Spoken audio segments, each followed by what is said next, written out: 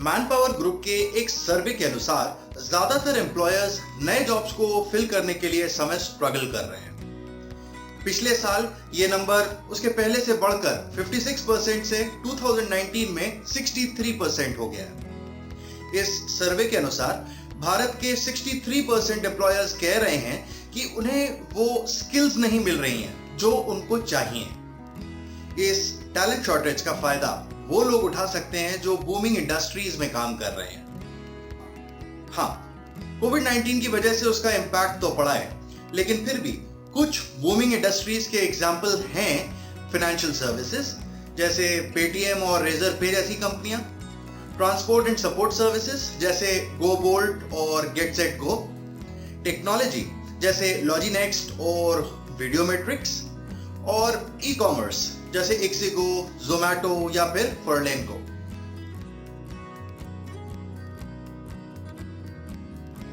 अनिरुद्ध ने अपनी नई कंपनी में जो एक फास्ट ग्रोइंग स्टार्टअप थी, प्रोडक्ट टीम के साथ मिलकर साल भर जी तोड़ मेहनत करी। हालांकि उसने एक गलती करी थी जब पिछले साल उसने ये कंपनी ज्वाइन करी थी, और वो गलती थी कि उसने अपनी सैलरी रिक्वायरमेंट्स के बारे में ज्यादा जानकारी नहीं ली थी। उसके हिसाब से जिस पोजीशन पे वो काम कर रहा था, उस पोजीशन पर उसकी सैलरी अभी से ज्यादा होनी चाहिए थी। वो इस साल सिर्फ 3% से 5% की राइज लेकर कंटिन्यू करने को तैयार नहीं था।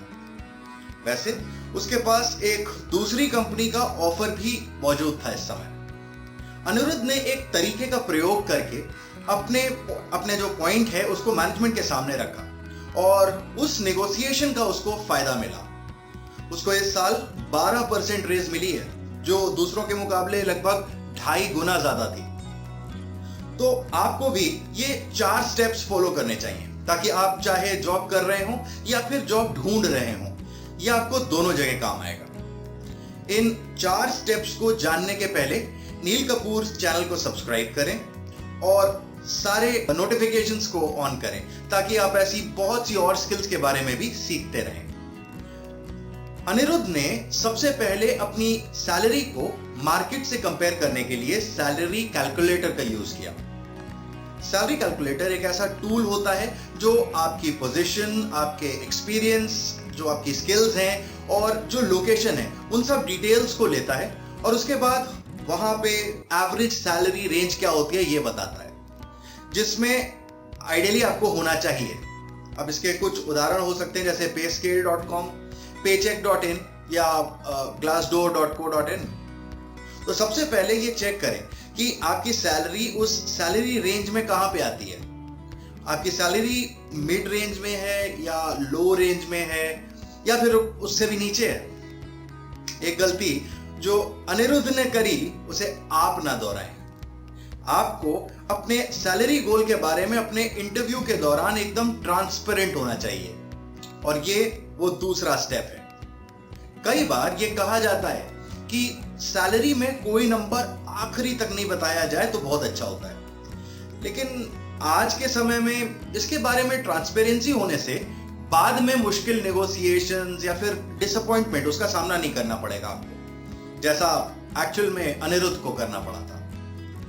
अगर आपकी सैलरी एक्सपेक्टेशंस उस कंपनी के बजट के बाहर हैं, तो आप अपना और हायरिंग मैनेजर का समय बचा सकेंगे, समय जो एक बहुत इंपॉर्टेंट रिसोर्स होता है। अगर आपके पास किसी दूसरी कंपनी का ऑफर भी है, तो उस कंपनी को आप बता सकते हैं कि आपके पास एक और ऑफर भी चल रहा है। इससे जो दूसरी कंपनी है उस पर अपना प्रोसेस टाइम से या जल्दी क्लोज करने का और आपको एक अच्छी रेज मिलने का भी प्रेशर बनता है। ये नेगोशिएशन में काफी इंपॉर्टेंट होता है। अनिरुद्ध ने तीसरा स्टेप अपने लिए तैयार किया था, सही सवाल पूछने का।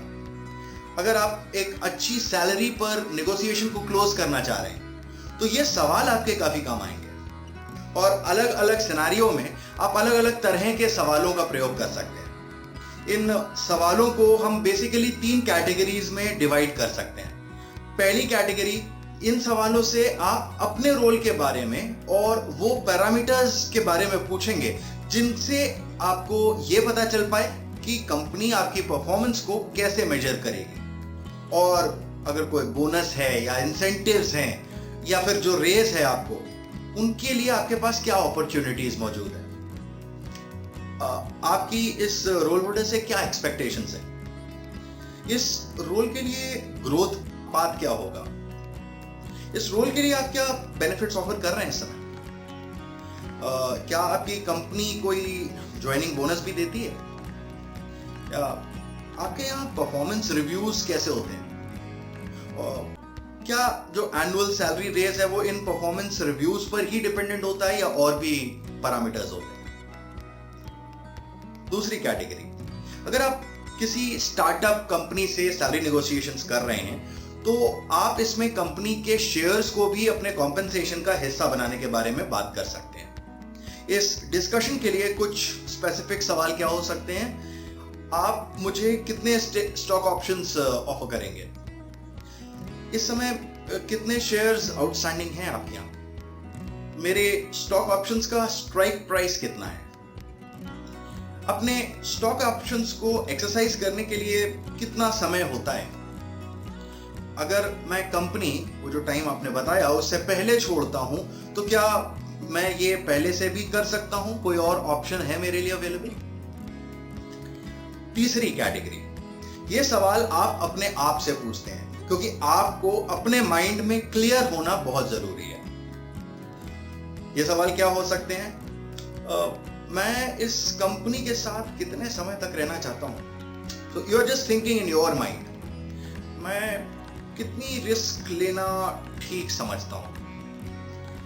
कंपनी के एग्जिट प्रोस्पेक्ट्स कैसे हैं? अब इन सारे स्टेप्स के बाद अनिरुद्ध ने अपना चौथा स्टेप यूज किया। उसने अपनी ये सारी वर्किंग के साथ और ऑफ कोर्स जो अपना दूसरा ऑफर उसके पास था उसके बारे में भी मैनेजमेंट को पूरी डिटेल जानकारी दी। यहाँ पर फेस टू फेस नेगोशिएशन का राउंड हुआ और उसके बाद अनिरुद्ध को 12% रेज मिल सकी।